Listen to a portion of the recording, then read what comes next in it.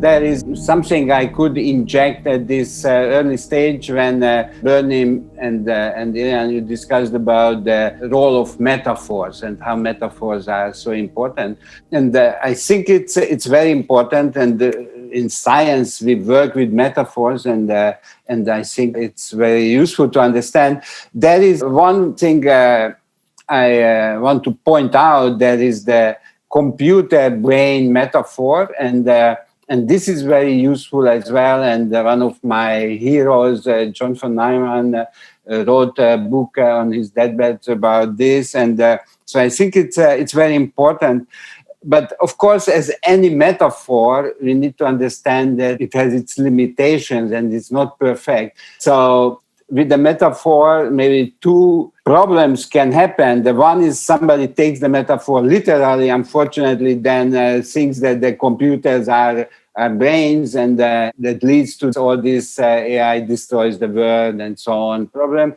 On the other hand, it's that completely deny that metaphor exists, and then you get to a situation that, okay, basically, the brains don't allow rigorous scientific study and in particular consciousness. So we need to have a balance between them. And I wanted to point this out because very recently, actually, I met some papers which deny the role of metaphors in the brain studies and so on. And I think it is almost equally as bad as take them literally. So that was my 2 cents. That's a good 2 cents. And I have one question about that. I'll add another penny. What is the rationale for the denial? The rationale for the denial would be that any metaphor, it is incorrect, which is true. So, of course, the brain is not a city, right? So, I mean, how can you say that brain is a city? Are you crazy?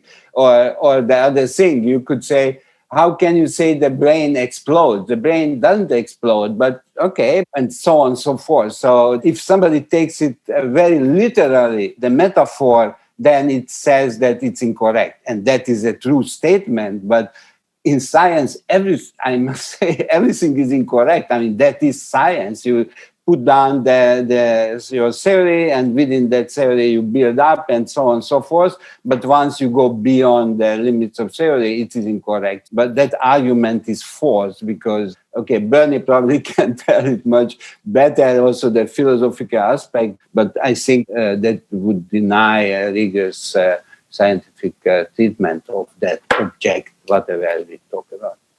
Yeah, the only thing I would add is that metaphors, for thousands of years, of course, people have known that metaphors are very useful for learning and for teaching and for communication.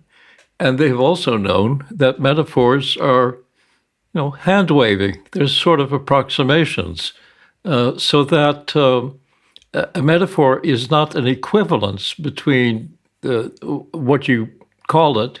If you say that the ocean is a metaphor for infinity, well, it is. It's actually quite a wonderful metaphor for infinity, and it's not a mathematically rigorous metaphor for infinity, of course.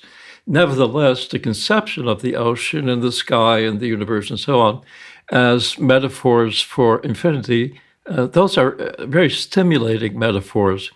And it's very important to realize that it's very much like writing poetry, for example.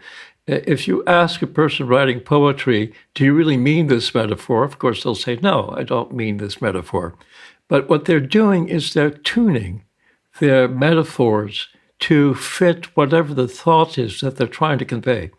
And that's what we do in science also. We use metaphors as tools, as thinking tools, and we keep on tuning them, and we throw away the ones that don't work, and try to pick up some new ones that might be better, and so on. And in this particular case, I like the city metaphor right now because it reflects the complexity of the brain.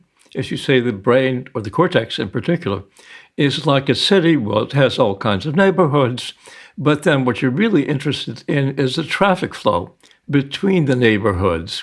And that's what we mean by dynamics in contemporary brain science. Dynamics has to do with the flow of information between different parts of the brain. And this is in related answer to Ilyan's question. Well, yeah. Well, first of all, I wanted to say that as a student of science, metaphors have always helped me grasp a subject a little better. And obviously, as you both pointed out, metaphors should not be taken literally ever, nor they should be denied, because they give us such a clear way of thinking about a specific subject.